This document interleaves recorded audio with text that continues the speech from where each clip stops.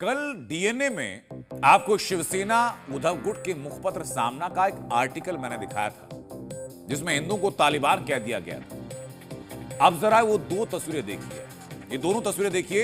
ये है तस्वीर सामना के उस आर्टिकल की और ये जो नागपुर में हुआ, और अंदाजा लगाइए कि तालिबान कहां हो रहा है। इन तस्वीरों को देखने के बाद उद्धव ठाकरे और संजय राउत ये खुद बताएं कि तालिबानी फितरत किसकी है। उन लोगों की है जिनके धार्मिक चिन्ह को देख करके उनको निशाना बनाया गया, उन लोगों की है जिनकी गाड़ी पर ओम लिखा देखकर, स्वास्थ्य लिखा देखकर गाड़ी को आग लगा दी गई।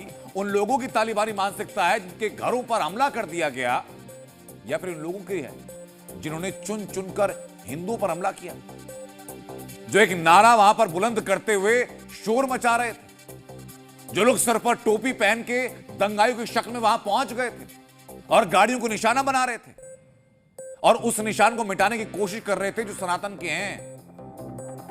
क्या अपने घरों में बैठे हुए हिंसा के शिकार हुए हिंदू तालिबानी हैं, या जो भीड़ हिंसा कर रही थी वो तालिबानी है, उनके घरों पर हमला करने वाले तालिबानी है? तो जो नेता बयान देते हैं वो दोनों तस्वीरें देख लें और फिर खुद के जहन में झांक करके इस बात का जवाब तलाश। लेकिन औरंगजेब की कब्र को हटाने की जो मांग महाराष्ट्र से उठी वो पूरे देश में गूंजी है। इस मांग के बाद सड़कों पर आज के औरंगजेब महाल में ही क्यों उतरे, ये औरंगजेब की कब्र की तस्वीर में दिखा रहा था आपको। और अब ये वो सवाल हैं जो इस हिंसा के बाद उठे, और जो मेरे सामने जो आप ग्राफिक देख रहे हैं, यही हाल था नागपुर के महाल में। लेकिन महाल में क्यों उतरे, ये सवाल भी पूछा जा रहा है। ये दंगा महाल में ही क्यों हुआ, महाल को कट्टरपंथियों ने टारगेट क्यों किया, तो उसको समझने के लिए आपको सबसे पहले महाल को, इस पूरे क्षेत्र को समझना होगा। ये वो जगह है जहां आरएसएस की स्थापना हुई थी, अब से लगभग 102 साल पहले के आसपास। 1923 में नागपुर के इसी महाल में दंगे हुए।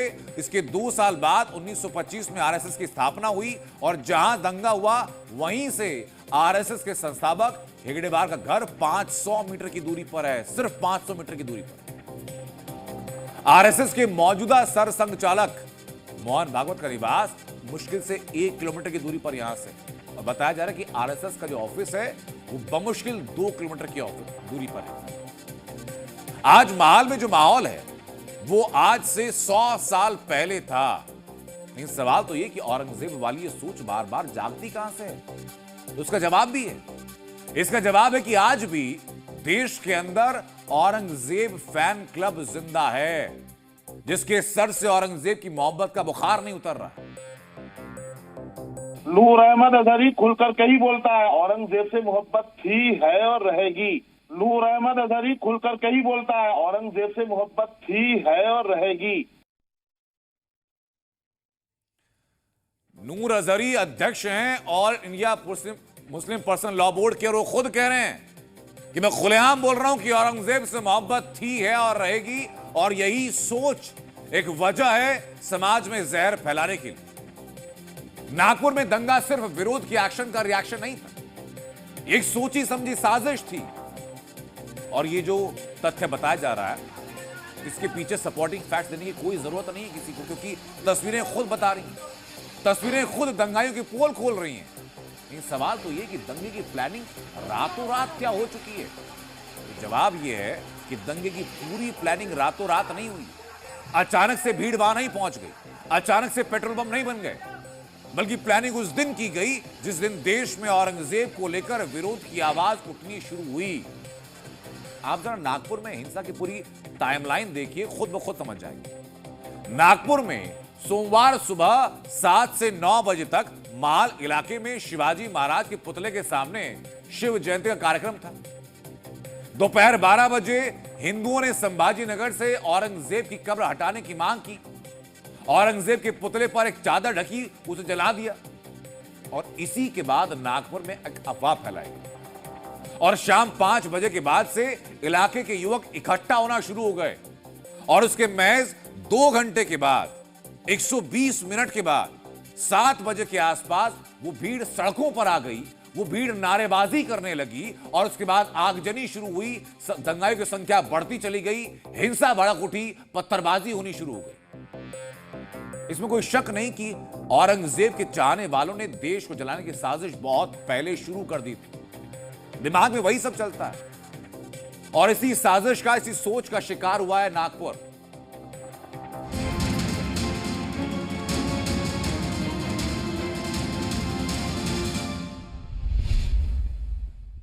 फिल्म के जरिए औरंगजेब का किरदार देश के सामने आया, जिसके बाद क्रूर मुगल शासक औरंगजेब को लेकर देश में एक बार फिर घमासान शुरू हो गया। यह विवाद इतिहास से लेकर धार्मिक और फिर राजनीतिक होता गया और नौबत नफरती हिंसा तक पहुंच गई। इसी दौरान महाराष्ट्र में समाजवादी पार्टी विधायक अबू आजमी ने औरंगजेब की महानता को लेकर कसीदे पढ़े, औरंगजेब को महान शासक बता डाला। सब गलत हिस्ट्री दिखाई जा रही है। औरंगजेब रहमतुल्लाह अलैह ने बहुत सारी मंदिरें बनवाई हैं। तो आप औरंगजेब को क्रूर शासक नहीं मानते हैं? नहीं, मैं नहीं मानता। औरंगजेब क्रूर शासक नहीं बिल्कुल नहीं, मैं बिल्कुल क्रूर शासक नहीं मानता। औरंगजेब की महानता पर अबू आजमी के बोल फूटे तो सियासत शुरू हो गई। महाराष्ट्र में सियासी दलों ने विरोध शुरू किया। महाराष्ट्र विधानसभा से लेकर संसद तक मुद्दा गूंजा और औरंगजेब को लेकर सियासी महाभारत का चक्रव्यूह तैयार होने लगा।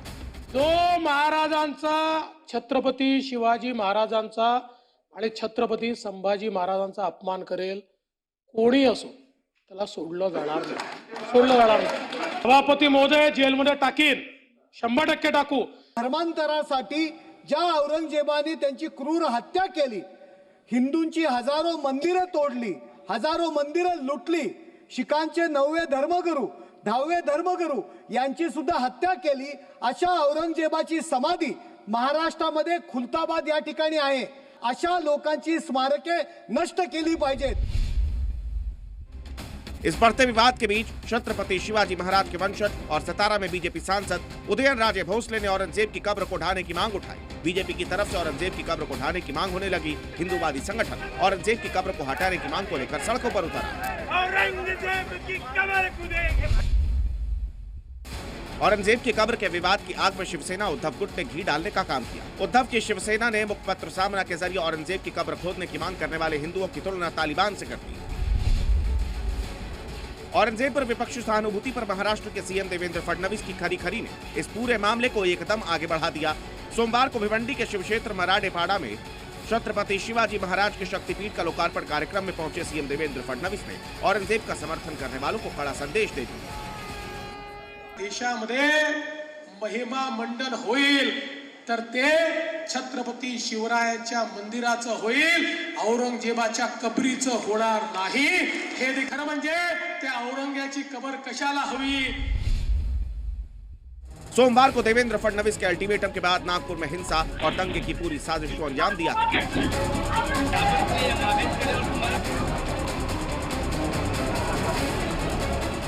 महाराष्ट्र सरकार में मंत्री और बीजेपी के फायर ब्रांड नेता नितेश राणे ने नागपुर हिंसा की आग की वजह अबू आजमी के उसी बयान को बताया है जिससे इस पूरे विवाद की शुरुआत हुई थी। आग लगाई उधर से, शुरुआत वहीं से हुई है। औरंगजेब को बड़ा करने का काम ये उनके ही चेले चपेटे ने किया है ना, उसका ही रिएक्शन आ रहा है अभी। फिलहाल नागपुर में हिंसा की आग बुझ चुकी है, लेकिन इसकी तपिश सिर्फ महाराष्ट्र नहीं बल्कि पूरे देश में महसूस की जा रही है। ब्यूरो रिपोर्ट, जी मीडिया। यानी पूरी तैयारी के साथ, कोई चूक ना हो जाए, इतनी तैयारी के साथ, हथियारों के साथ, पेट्रोल बम के साथ, कुल्हाड़ी के साथ, तलवारों के साथ, लाठी डंडों के साथ, हर तैयारी के साथ नागपुर को दलाने उतरे थे दंगाई। और हर बार की तरह सही मौके पर अफवाह फैलाने की तैयारी भी थी, हिंसा की तैयारी भी थी। ये सारी तस्वीरें उसी की तो गवाही दे रही है। कल शाम जो सामने आ रही है, कल शाम जो पहली तस्वीर डीएनए में आपको दिखाई थी, उस वक्त आगजनी हो रही थी और फिर तलवारें चली, कुल्हाड़ी चली, लाठी डंडे चले। लेकिन अब मुस्लिम वोट की राजनीति जो लोग करते हैं वो भी पहुंच गए हैं अपनी रोटियां सेकने के लिए, अपना सियासी मुनाफा कमाने।